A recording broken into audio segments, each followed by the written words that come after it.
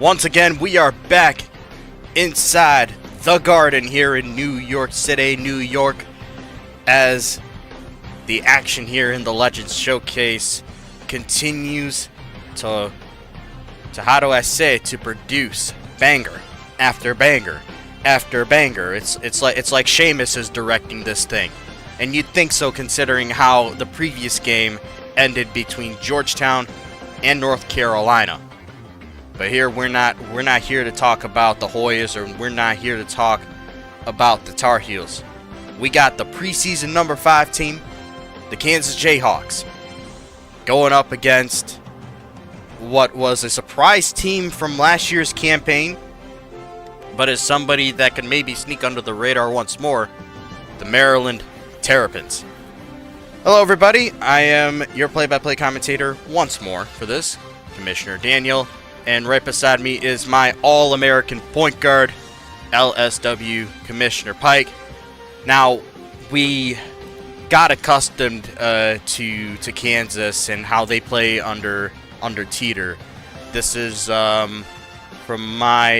this is now year 2, and year 1 was pretty successful, I would say, considering how some first years typically go when coaches take over loop programs, and if it wasn't for a buzzer beater 3, they would have been in the Elite 8. So, you could always wonder what could have happened there. But when it comes to Maryland, it's a completely different scenario. Getting mollywopped by a 15 seed in the round of 32, when you had a chance to go to the Sweet 16 your first year, it's still good, but a bitter taste in the mouth for both teams. But what more can you talk about when it comes to the goals that both of these teams have going into the season? Well, I think the main goal for the Kansas Jayhawks is basically get back to business and be a top tier team, basically just a straight up top 10, maybe top 5 team, and just show that they're still the dominant brand when it comes to the Big 12, and just continue to try and build this young talent, build whatever team you need to build up to, especially since they have a really, really stacked starting 5 this season. And I feel like it was a Teeter at Kansas? Yeah. I feel like Coach Teeter just needs to prove that this Kansas Jayhawks team is still one of the best teams all around in the country as a program, especially in college basketball. For the Maryland Terrapins, I feel like it's a season to prove your worth, especially from last season. So this season, though, I feel like Maryland just got to prove that they are going to be a top contender and especially a challenger for the conference of the Big Ten. And especially since Coach Wick has got to do whatever he can to show his worth as a coach for this team. Well, I think it'll be put on display, especially due to the limitations in NIL that Maryland had over the past season. They built the best team that they possibly could, and they have some good pieces. But when you compare it to the rest of the Big Ten, I personally just don't see how it finishes top of the conference. Maybe I'm wrong once again, and maybe they prove us wrong. It could very well happen that way because they do have some ball players in that team, namely Julian Margrave, Cyrus Graves, a couple grad transfers in there, and they're going to be leaning on true freshman point guard Ruben Ovejero to run the offense effectively in his first year. Meanwhile, for Kansas, this is a team that just simply added to their embarrassment of riches, even after losing Mars Dyerson and plate from last year, and losing Clinton Bohannon due to grad transfer. They return Eamon Woods. They return Brett Richter Jr. Orochi Lee Jr. is now promoted to starting center. They brought in Axel Council Sr. as a grad transfer from Houston, but the biggest piece of them all, former SEC Player of the Year, Jacob Johnson from Ole Miss. How big is that pickup for Kansas? Yeah, I feel like it's just a really good pickup for all these players, especially like you said, Jacob Johnson and Axel Council Jr. Both of those guys really, really found talent, of course. And I just think this Kansas Jayhawks team is just trying to show that they are going to be a dominant force for this season. And I agree with But the fact that Teeter went out of his way to spend the NIL money to get these players out of the transfer portal and everything, and just try and build this one and done super team. It seems like it could be the case because Jacob Johnson only has a year left. Council Senior, like we said, is a grad transfer. So this is truly a great push here for this Kansas core before we, of course, start to see the new guard emerge. And the new guard has already started to be built over there in Maryland. They got a whole crop of freshmen over there. But with that said, I could talk a bit more about it, but we are ready to finally get things going from the Garden. Yep. You can talk potential all you want. You can talk about how teams are. It's all about the court play. Indeed it is. And right away they're doing the player comparison between Jacob Johnson and Margrave. I'm not surprised. Starting lineups for the Jayhawks: Eamon Woods and Axel Council Sr. in the backcourt. Rector Jr., Orochi Lee Jr., Jacob Johnson up front for them. For the Terrapins, Ruben Ovejero, Cyrus Graves in the back. For Margrave, Shelton and Bobby Council are the ones leading the charge up front for Maryland. Declan Shelton, grad transferred from USC over to the Terrapins, filling in the void that Dre Dominite left behind. And it's going to be Orochi Lee Jr. that wins the tip for the Jayhawks. Who are you paying attention to, or what exactly are you going to pay attention to most in this game? I think it's going to be the all-around play. Oh, sorry, my monitor just went dark there. I feel like you're gonna see a lot of playing around with the entire team of the Kansas Jayhawks, as they're going to try and play an all-around ball, just feed everybody as much as they can. But again, you're going to see guys like Orochi Lee Jr. and Axel Council Sr. definitely be the biggest guys of the entire play. What you're looking at for Maryland here is you're looking for Declan Shelton being your main star of the team. And what a 3 to start. That was Eamon Woods right there. But yeah, keep going. What another player you need to look at, of course, is for Maryland is you want to. Where the hell are you throwing that to? Apologies. Well, I mean, I honestly don't think that was a bad pass. Bobby Council Jr. just was lost in the sauce, I guess. What was that? That's a way to open up the game. Anyways, so another player you need to look out for, especially for this Maryland team, you want to look out for Cyrus Graves. I think is going to be a really big contributor on the shooting guard range. Julian McGrave is also another guy you need to look out for Maryland. Ooh, big slam there. One more guy you can look at, and you did mention it before, Eamon Woods. Definitely a big contributor for this Kansas team. Oh, for sure. Eamon Woods has been here ever since day one of his collegiate career. In his sophomore year, he barely played, only played 2 regular season games. He earned the medical red shirt, and he's technically a senior, but he's a redshirt junior. So he has another year of eligibility. Oh, yes, he does. Wow. Jacob Johnson from 3. That's Kansas's first miss from the floor.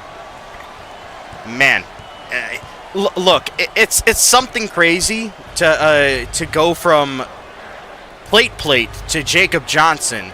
You go from one of the best players in the country last year to, well, one of the best players in the country in the past 2 years.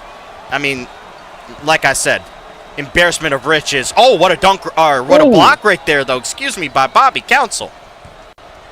Yeah, great pass turned into a great block, and Maryland trying to get the momentum going here as they started off a little bit cold. As Kansas has the lead at the moment by 5. Almost turned over. Council's jumper, though, as he corralled it off the chaos, does not go in. And this Kansas team is a bit shorter compared to previous years, even though they can bring a guy like Big Boot off of the bench and into the game. Oh, big dunk by Eamon Woods. They don't have anyone that is 7 foot or taller on the court for them currently. How do you think that could... They have 2 7-foot guys on the bench. First one is Brandoni Skywalker, 7 foot, and the other guy is Big Boot at 7'3". Yeah, so they got some size coming off the bench, but in terms of the starters, it is something to note. More often than not, they will be able to play through the height disadvantages, but sometimes it won't be unavoidable. Oh, big dunk though. Yeah, Roger Lee is the tallest guy on the court for this Kansas team, standing at 6'11". He does weigh 260, which is a absolutely major difference between Declan Shelton, who is his counterpart at the center position partner. He's only sitting 7 foot, but he's 215. Yeah, he's a lightweight. He is a extreme lightweight at his position. Orochi Lee definitely a bit more solid, in regards to his physical foundation. And Jacob Johnson cleaning things up for Kansas there. Yeah, if there's going to be a physical battle down low, Orochi Lee Jr. is going to be definitely winning that battle if Declan Shelton can't get anything going. Indeed. Oh, pretty little jumper right there by Margrave. Maryland already trailing by a bit.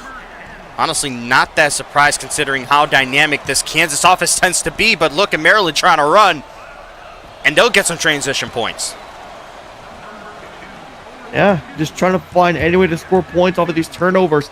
We've seen it in the past, partner, especially in games like this against the big teams or like major blue blood programs. Getting runs off of turnovers is going to be your best key in defeating these big name teams. Oh, indeed.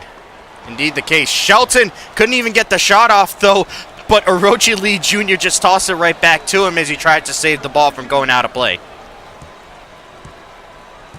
Yeah, honestly, at that point, just let the ball go out and trying to... You see all that sea of red, and you're just like, you know what, at that point, just throw the ball out of bounds. Just get it out and let them waste a little bit more clock. Now Maryland back on the offensive side of things as Margrave clanks a shot off the back iron. Now Council Sr. tries for the alley-oop over to Richter Sr. or Jr., excuse me. It doesn't go, and Kansas comes away empty-handed on that possession. Now here's Ovejero, the only freshman in this starting lineup for Maryland, even though they have a plethora of young guys in their reserves.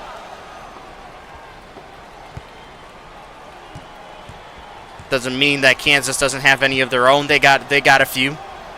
It's just that they had a majority of their players return, and then to shore up the championship quality that Teeter is hoping to have and hope to have, they had to reach in and grab some more experienced guys. But we're going to see a youth movement at some point soon for Kansas. I'm sure of it. But either way, little turnover there as Kansas now picks it up, and here's Richter Jr.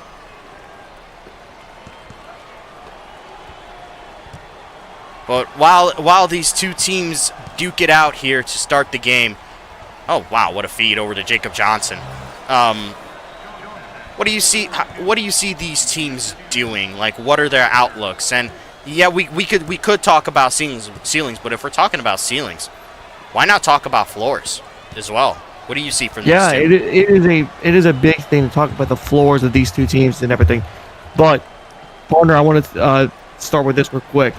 For Kansas, their ceiling to me is a Final Four. I think this Kansas team is going to be really good. I think they're going to be really competitive in the Big 12. I think they're championship contenders when it comes to the conference championship. They are definitely one of the best teams in the Big 12. But like you said, what about their floor? Partner, this is going to sound crazy, but if we learn from Kansas, not everything sounds pretty when it comes to Kansas. There's a possibility that this team doesn't even get past the Sweet 16.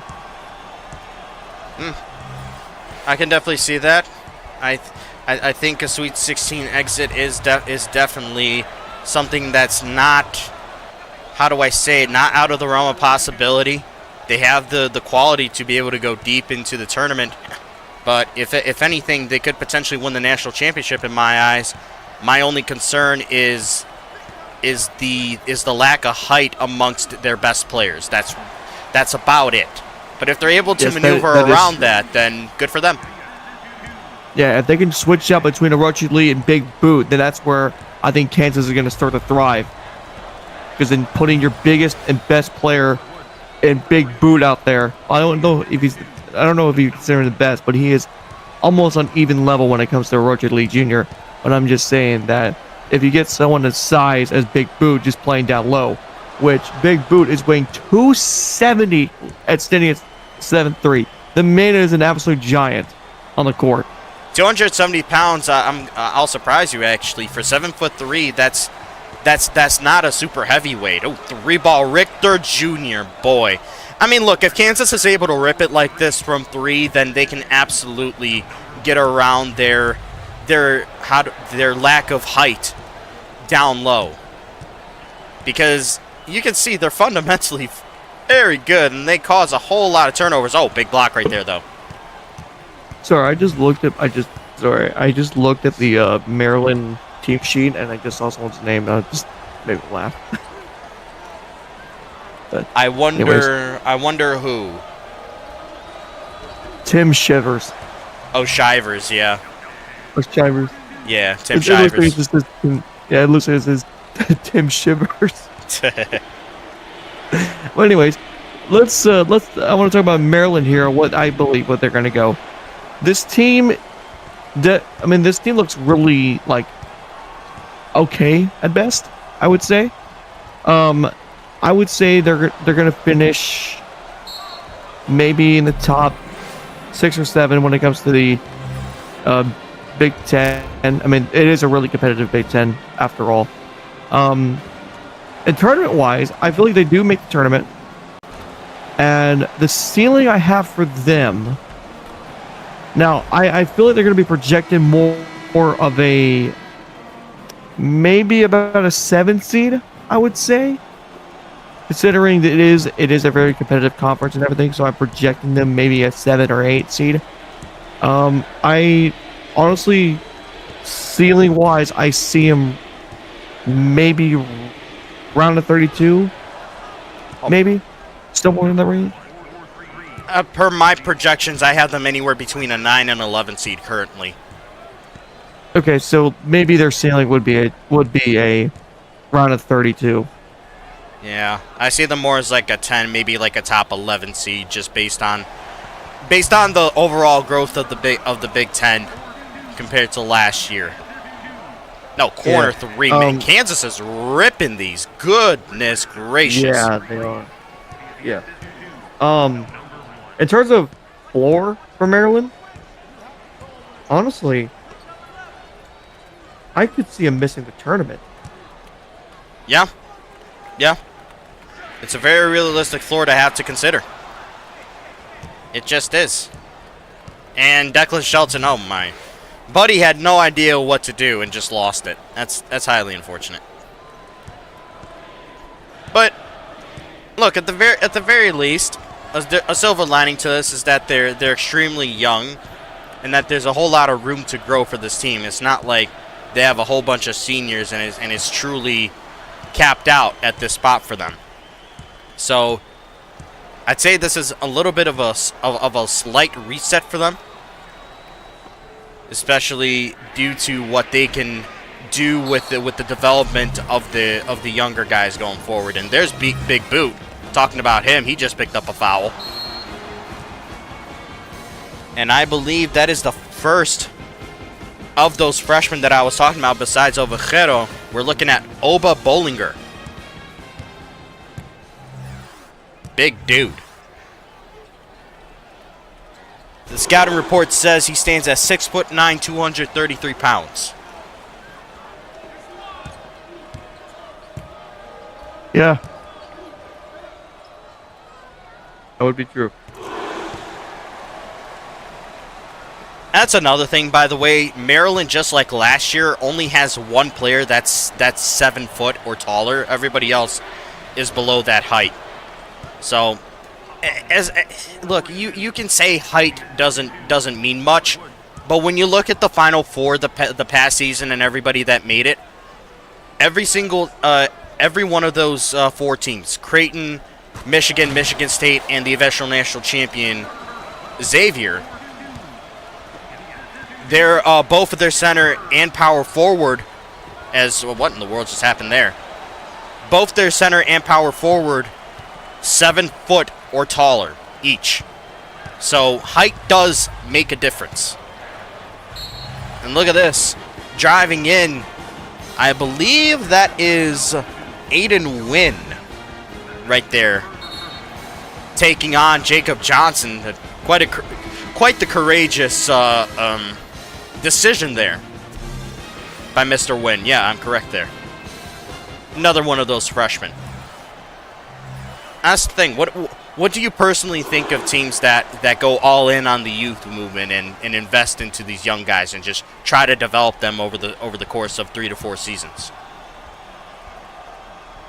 Honestly, I actually like that. I actually like when teams do that because it means you're developing these guys. You're really just all in and wanting to make sure that you have a development that you show loyalty. It's pure loyalty that you show to these players, that you're wanting to make sure they have the best future that they can have for the next 4 years of your program. And if they develop good enough, you're going to have a really stacked roster just for that short period of time with those guys that you've been building such a chemistry with for the last 4 seasons in total when they're all seniors. That time could be used very well, and a culture could be built just like that. Oh my gosh, what a nasty swat. A whole lot of senseless passing, though, but good shot there by Cyrus Graves, the graduate transfer from Oregon. Honestly, I'll add on to that as well, partner, is having the fact that you can develop a program with recruits like, say, the freshmen that you're talking about. You can use that in recruiting pitches too, telling these recruits that say, hey, these guys were at the beginning of when I started, when I was building them as freshmen, they continued on to be such a building program, and that you can now be part of a new generation. Once these guys leave, you can still be developed as this young talent that is ready for the next big thing. So it's a good selling point for sure. Most importantly, when you are trying to sell these talented players on a vision, most importantly, you got to have something to be able to back up what you're saying, and well, it sometimes starts by building that core of the future, and just helping them develop and seeing their growth. So Maryland is clearly taking that route, and we'll see how it goes for them. But in the meantime, they're slowly climbing back into this game. They're only down by 4. Yeah, gotta get some defensive going here. Is 10-2 run here for Maryland. That's Kansas actually has been struggling. It's gotten cold. That's actually insane, because some of their scoring has come from those aforementioned freshmen. Although here's Declan Shelton, who's not one of those guys. Goes up for a jumper and just gets blocked again. I feel like Wick's got to have a talk to him, and they got to figure out what exact shots to try and take, because these are not good ones. Although Kansas is not taking the best ones either. So here's Ovejero, though, the most talented amongst those freshmen there in College Park. And Shelton somehow draws the foul on I thought that was Chris Hampton. That's Carson Hopkins, the former #1 overall recruit from a few seasons ago. And a whole bunch of more changes. It's good to see. Maryland is consistently cycling through, trying to keep fresh legs on the court, and is getting good usage out of those younger guys. So, that's step 1 towards development, I guess. It's like Shelton's going to come out of the game. And I believe Tim Shivers is now in the game.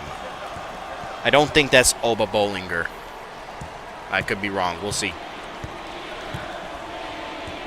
Less than a minute to go. Kansas only up by 3 after leading by a whole bunch earlier. Woods draws the foul there on Cassius Cote. Or Cote. I think just Cote. Yeah, it's Cote. He'll get a couple attempts at the charity stripe.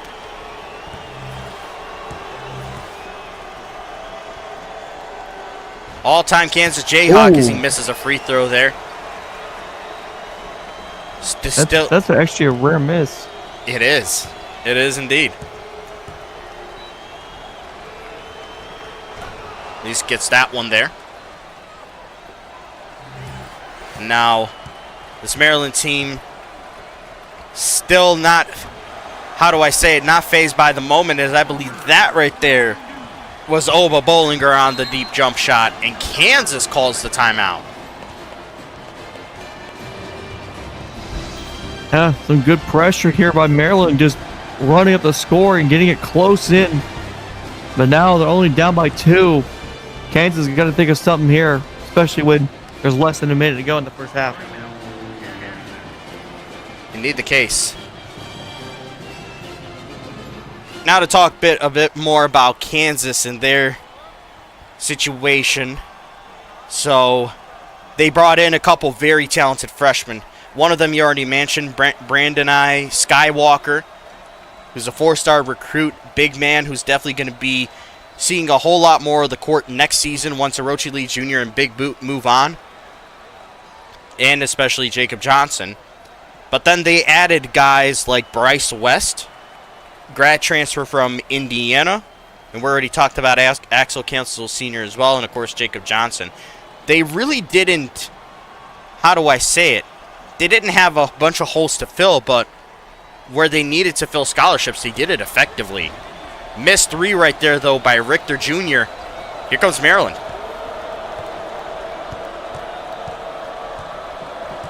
Shot clock still on, by the way.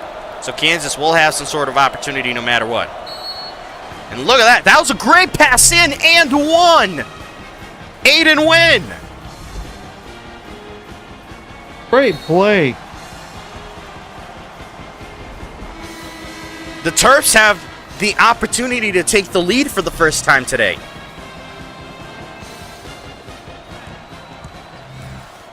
Through the freshman. They got it. Shot clock is off. The dying moments of before halftime are right here. Kansas does have a chance to retake the lead right before the break, though. Eamon Woods, that's a deep 2, and it doesn't connect. Oh, boy. Ovejero with 7 seconds. High screen set. Rolls around. Backs off. Trying to put some moves. That's a deep shot, and he hits it. Maryland adds on to their lead, and they are up by 3 at halftime. Unbelievable. Yeah, against a team that we were claiming was you claimed to be a national championship contender.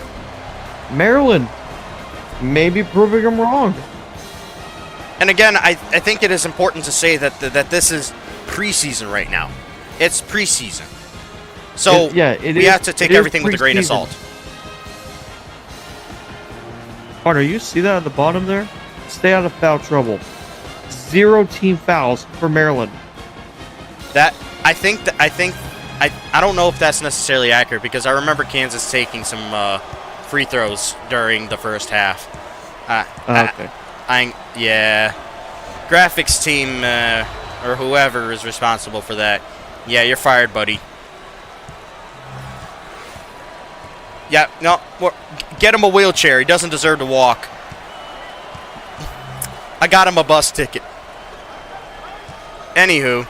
Oh, wide open 3 for Jacob Johnson. Did you ever have any doubts?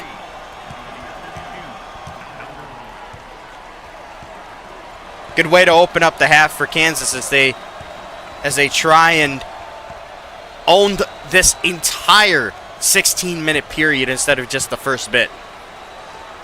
Good passing around over. Ovejero corner 3 is off. Way off, and it's rebounded by Orochi Lee Jr. But I've noticed that Maryland so far has taken a slower, more methodical approach to the game compared to what we've seen from them, to what we saw from them last year. That 3-pointer is off the mark. And so far, it's actually been kind of working. Oh, quick trigger. Cyrus Graves. What a 3-ball.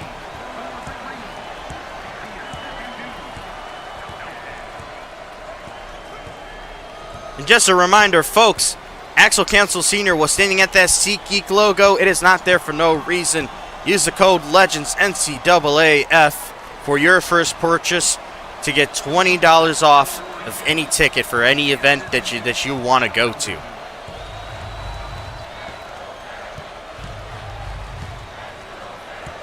Meanwhile, here's Maryland, still up by 1 after a Kansas deuce.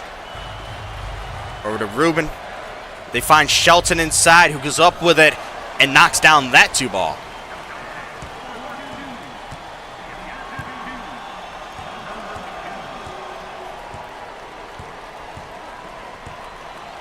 Cancel Sr. played a good bit off the bench at Houston, but played majority of his career at Nebraska and was a starter there.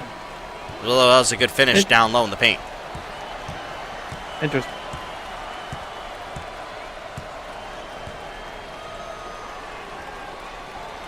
Lot of ball movement here, and that's quite the finish right there by Cyrus Graves, who's starting to heat up. And this Maryland team finally finding the rhythm after struggling for a good few bits there in the first half, but especially towards the end of the first half, and especially here in the second half, that they finally found the rhythm. They just got to keep it the momentum here and not let it die out so quickly. It's hard to do against a Kansas team that can hit you with a whole bunch of offense in a matter of seconds and some defense as well while we're at it. A great block there, forcing the turnover. That's a deep 2 by Woods, and he connects, and Kansas retakes the lead. Left them wide open. Maryland anticipated an inside drive, but a great pass backwards on the perimeter. And it's only a 2, but it's a good 2. Pass inside, fadeaway 2-ball by Bobby Council. That's a guy that hasn't seen much of the floor since his freshman year. Or probably even sophomore year, honestly, when Maryland was just absolutely terrible. Now here's Cyrus Graves. We have 12 minutes left in this ball game. It's been a good one so far. Surprisingly good, although that is a quite the terrible attempt at passing the ball. Now here's Kansas. Woods through the contact. Almost got that one to go in. Look at the field goal percentages, by the way. Those are high. They absolutely are. They're very high. There's another. I think I just read that right. Was it 18-8 points in the paint? Yes. Wow. Which is surprising in a way, because Kansas just doesn't have necessarily the best height.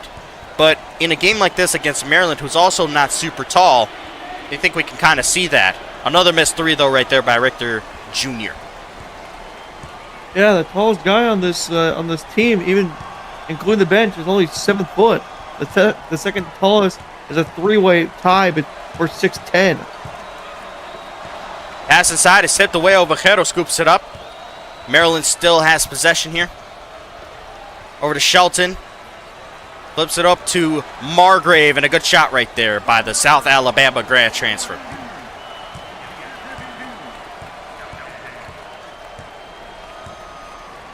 Margrave, I think actually picked Maryland over Kansas in his transfer portal recruitment. Jacob Johnson going to the free throw line.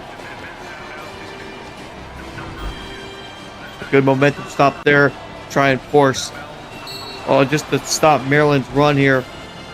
Even though it may have been a little bit of a short run, but it's enough to just slow down the pace here and give Kansas a few shots here to close down the lead a little bit.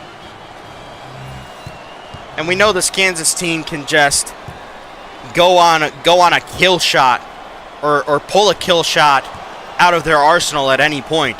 And what I mean by that is a run of 10-0 or more than that. They are capable. So for now, Maryland is doing a good job from letting that happen.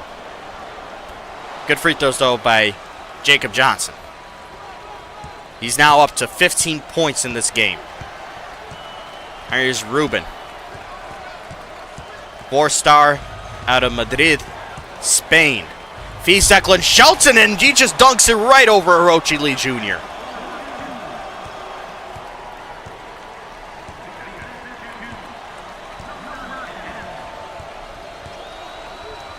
Now over to Woods at the top of the key. Guarded by Graves. Council Sr. with the 2 ball is way off. Now Ovejero finds Graves at the top of the key. And again, a more slower, methodical approach by Maryland is working. Their lead is now up to 8. Kansas is looking feeble. Yeah, Maryland just seems to find the weakness. They've been thriving here.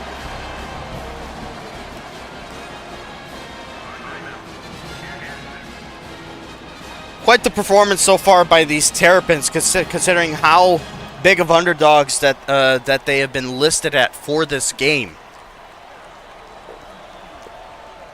What has specifically impressed you the most about what Maryland has been able to do?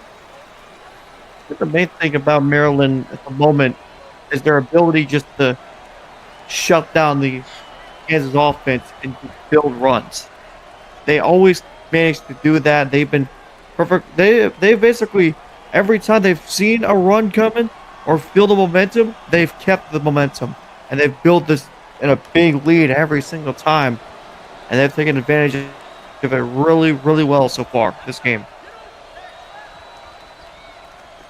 It's been great work so far by this Maryland squad, and they're forcing Kansas to take shots that aren't necessarily the best. Although Cyrus Graves commits the foul there on Orochi Lee Jr.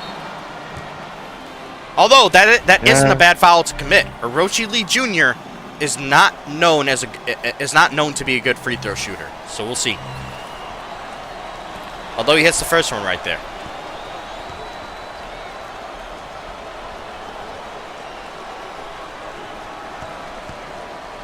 In my honest opinion, if Kansas doesn't perform up to expectations, more so when it comes to March Madness, it's the play down low and up front for them that will be the reason for their downfall. Because in my opinion, their guard play and their wing play is some of the best in the country.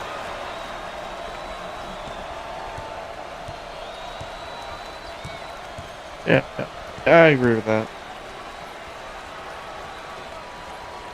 Johnson over to Council Sr. corner 3, and it's off again. Kansas started off very well from 3 this game. They have tremendously cooled off 6. I don't know what happened. Something must have just clicked. It was really good. They had the momentum to going from 3-pointer to 3-pointer, but now, like you said, Porter, they've cooled off. Oh, another 3. And no again. And he tried. You said he tried to flop again. That's twice now he's tried to flop. 2 plays in a row, he flops off a 3-point shot. Yeah, I had to properly train the refs this time around, you know? 3-pointer, nope, doesn't go. Oh, offensive rebound by Bobby Council. 3 on 1, it still won it. That's unbelievable. Hey, that's great hustle right there by Bobby Council. You'd love to see it. Oh, Bobby Council, Axel Council Sr. Huh, I didn't even realize. That's family. Off of Margrave and out of bounds, though, so it'll stay with the Jayhawks here, as we are almost halfway through this second half. And Maryland still leads by 8. Still playing. There's still plenty of time left here.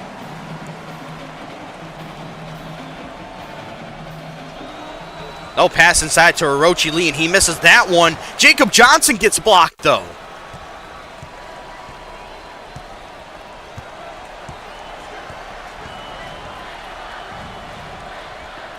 Now Ovejero at the top of the key. And that is tipped away, and Kansas cannot come up with it. Look at this, though. Cyrus Graves taking that one home.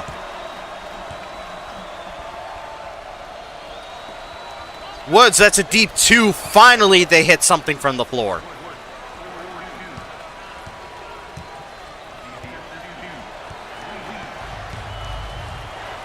quite the phenomenal performance overall by Maryland, considering everything. I know I've said it again, but still. Council that time cannot get it to go. And a seasoned and experienced team like Kansas should be able to take advantage of opportunities like this when the opposition finally starts to miss from the floor, and there you go. I spoke it into existence.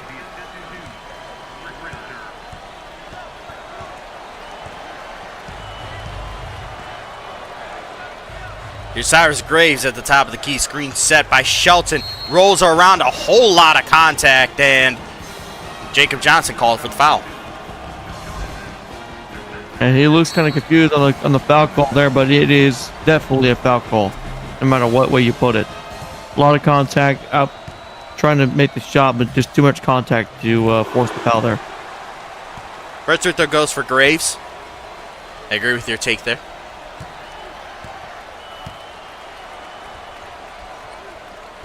And he gets both free throws to go. And that pressure applied by Maryland. It seems like it's tradition in this world to do it after successful free throws, as Richter can't finish the play off. Man, if they would have kicked that out to the wing, it would have been a wide open three. Instead, they try to force it in. Graves over to Shelton. That one is off the mark.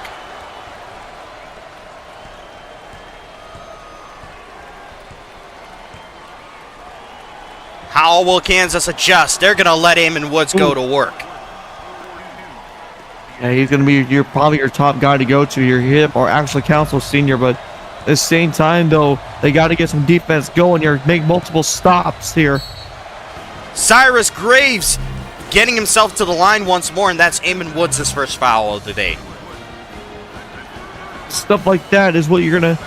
It's going to be the biggest problem with Kansas is fouls there, as you can see. As Cyrus Graves made a little shimmy to the left, put his arms out to the left, and Eamon Woods just had nowhere to go except for making contact with the arms, forcing the foul there. So really good play by Maryland here. It is very good play. And that experience is showing on a team full of youth. The veterans are showing out as well. But Kansas has got to step up. Down by 8 with less than 6 minutes to go. Pass inside for Woods. He draws his own foul on Shelton. He's going to get a couple of opportunities at the charity stripe himself. Yeah, honestly, really good play here. Really surrounded by bodies. But what he does is he jumps up, goes to the right, moves his body to the right, forces the contact, and of course, draws the foul and everything. So a really good play just to force it and try to get 2 more. Oh, but he misses the first free throw. That will come back to bite you more often than not. Especially in a game where you're down by 8, you need to get some points on the board here. Yeah, at least get one of them. Now Kansas is gonna try and take advantage of this true freshman guard, although they won't even get the chance. Ovejero Well, they played a 1-3-1. They tried to play a 1-3-1 zone there, partner, and it just did not work out. They sliced right through it. They did. Ovejero, though, comes up empty-handed, though, on that shot attempt. And there it is, that window for Kansas to retake the lead. Incrementally, it opened for a little bit, and it closed on them a bit, too, after that rejection. Wow. Great turnover. Again, Maryland, they're defending the paint a lot more than they were in the first half. Instead of playing man-to-man, they're trying to play zone, play conservative here, and not let Kansas have any inside scoring. It's starting to play out really well for the Terrapins here. And now they're going back to man-to-man. Richter Jr. at the top over to Jacob Johnson. Lee. Richter Jr. draws the foul on Margrave, and that's his first. Passing here, found an inside zone player to go to, and he jumps up right into trying to put up the hoop. And again, that mixed match their partner, because of the height advantage, really played into effect, and it forces the foul. Good first free throw there by Richter Jr. His career has been a little bit all over the place. He started off at Georgetown. He transferred after his freshman year, and then chose to go to Miami. Or was it that he spent 2 years at Georgetown and 1 year at Miami? I don't quite remember. But either way, oh, wow. I didn't even notice that it was a strip and steal and a score for Kansas. Okay, it's now a 3-point game. I'm just going to scrap everything I was saying because Maryland has got to talk things over in a timeout. Yeah, it was. Yeah, partner, it's now a one-possession game. Maryland needs to score on this next possession if they want any chance to try to keep up this lead. Kansas has been trying to bring it back in, but now Wick has got to tell his team what they got to do. And I think the biggest thing, partner, that they got to really mention here, you got to stop with these turnovers. They have gotten a bit careless there over the last minute or so. And Kansas is experienced enough to be able to take advantage of that.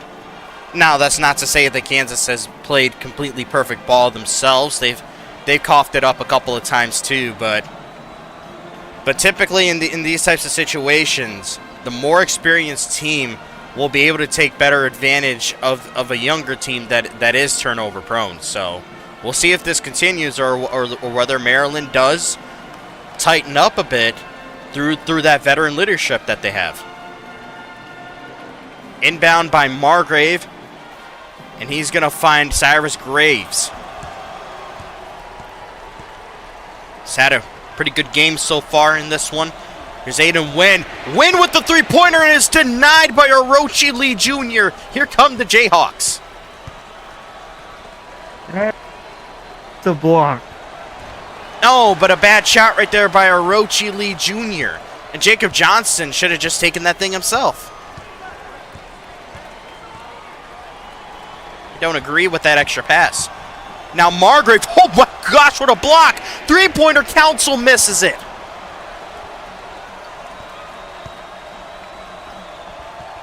And now Council Sr. through the contact doesn't get it to go, and no whistle either. Kansas missing out on opportunities here to try to put up some points. They've had two back-to-back great opportunities to even try and take the lead, and they can't do anything about it. They're having difficulty. Margrave gets himself to the free throw line. And that screen threw off Brett Richter Jr. And it just forced him to try and make the block early, and it forces a foul. Julian Margrave now at the line. Solid 10 points on 50% shooting. I'll get to add to it. We got to first see this guy in action on live television when he was at South Alabama in last year's March Madness tournament. His team was seeded 14, and they unfortunately got the doors blown off of them by 3-seed Duke in the round of 64. But he definitely looked like the best player on that team in that game. Now he's at Maryland. 3.5 minutes to go. Terrapins trying to hold on to a 5-point lead. Kansas gets it over the line just in time. Johnson deep two connects.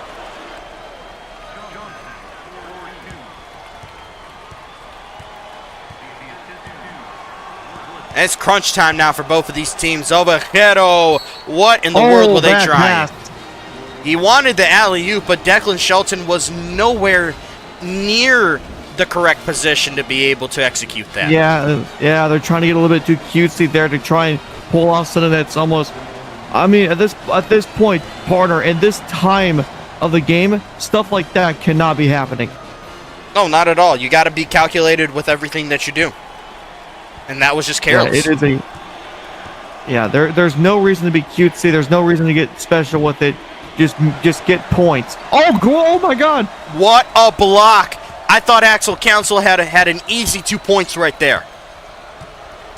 Great defensive recovery by the Terrapins. Feed inside, Ovejero, 2-ball, does not go in for him. Oh, it was uncontested too. That was a wide open shot. Well, that was a late closeout, but still, unfortunate miss.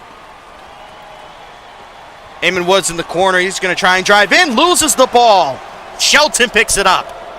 Yeah, way too much contact for him to even hold on to the ball. Great strip there from Maryland. Now the chance to try and increase his lead with 2 minutes left. Cyrus Graves holds on to it. We're nearing the 2-minute mark. One to call here in the middle. Three-pointer Graves misses. Rebound by Margrave, and he finishes that play off. Great play near the glass, just trying to feed inside. Partner, he was trying to go. He was basically calling for the ball the entire time, and instead it went to the corner. But a great recovery off of it. Another block. Oh, but a foul drawn right there afterwards. Jacob Johnson with the alertness to be able to pick up that play after it was broken up by that Louisville defense. And so at the very least, some free throws to stay within striking distance. And by all means necessary, you want this guy at the line every time. Partner, and what I saw there from that replay there, I think it was a reach-in foul, but I think Kansas has a 1-and-1 bonus here. Oh, no, it was considered a shooting foul. It was definitely considered shooting. Yeah. Yep. That is a strange shooting foul then. Yeah. Yeah. Because he was still on the floor without any motion of shooting. He reached in. Yeah, I don't know what they consider exactly. As Cyrus Graves tries to go coast to coast, that's not a good decision. Kansas with the opportunity to close this thing up even more. Oh, that was a risky pass to Richter Jr., but he knocks it down from the three-point line. Free throw line, excuse me. It's a one-point game. Yeah, now Maryland's got to score here. They have to. It is not an option anymore. You got to score. Do not do anything stupid here. Margrave at the top of the key. Screen set by Council. He is going to use it. Tries to go around. Draws the foul and is going to get free throws. And there's Wick. Good play. The screen was off of a man-to-man coverage from Kansas, and it really forced a 2-on-1 situation there on the screen. But again, because Kansas is trying to block so early, Maryland took advantage of it, decided to jump up and try to shoot, and it forces a foul on Kansas. Good first free throw right there by Margrave. He's got one more here to try and put his team back up by 3, which he will do. And honestly, keeping it a 3-point game is a really must. Sorry, is a really big must here for Maryland, because you're forcing Kansas to almost either have an M1 opportunity or, partner, they have to shoot a three-pointer. Indeed. Oh, but right there, Eamon Woods draws the foul on Graves. I think what's good about this, partner, is, like I said, you're only letting Kansas have 2 points here unless they get the rebound. Woods gets the first free throw here. Overall, he's been shaky from the free throw line today, but maybe this is where he stabilizes at a crucial time when every single point matters. He does so. Back to a 1-point separation between these two. And we are officially a minute removed from the end of this game. And that was almost turned over, and it's an and one for Bobby Council. Oh. Goodness. But Council misses the free He throw. didn't make it. There's still that could have ended the game.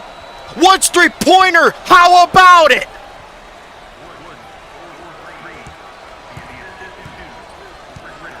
Kansas has life. Tie game. That missed free throw by Council is so costly. Go ahead. Take your time here. Don't try to rush your shot. Get it to where you want to go to. They're going to go with Council. Missed it, and the rebound by Richter Jr., and the shot clock is off. That would have been a huge rebound if he got it, but now Kansas with the opportunity. But like I said, from Maryland's side, don't rush your shot. Get to the guy you want to go to here. Kansas themselves is trying to play this thing carefully. Council, senior, 2-ball, rings it in. Timeout. You got to call timeout. Oh, my goodness. Kansas hasn't had the lead in this game since like the late stages of the first half. Yeah, you're right, partner. They have not led at all this entire second half until now. And it might have just came at the most important time.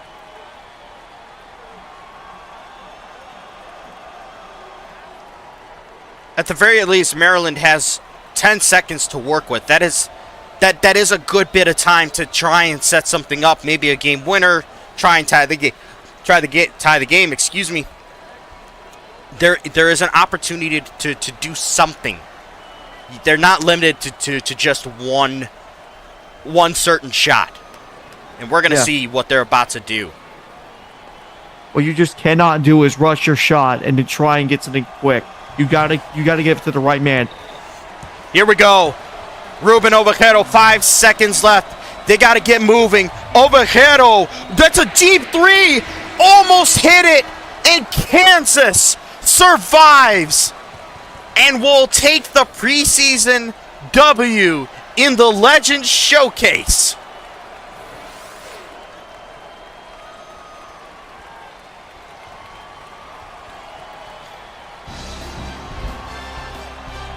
Wow.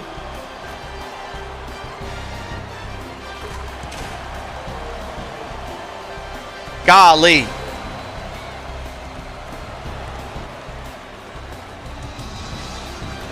Quite the game from both teams. Oh, absolutely. What's your final takeaway on all of this? Well, Maryland, you had it.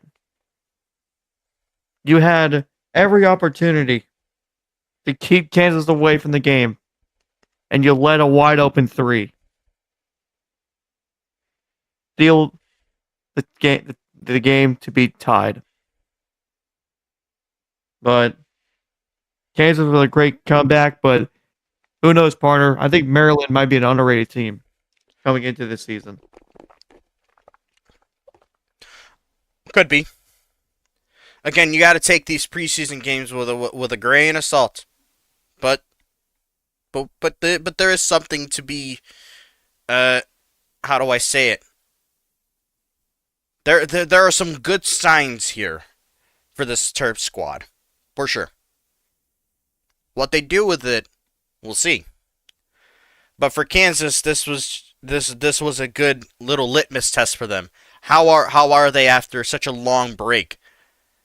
Maryland had the lead for quite a while, and Kansas just wasn't hitting shots, and they were playing a bit reckless. But then they tightened up near the end. They made the plays necessary, and as a top team, you find a way to win, and they did that, even if it was super close. So I'm impressed with the resiliency of Kansas and how they were able to steal this game away from Maryland. Folks, with that said, we have 3 games left for tonight.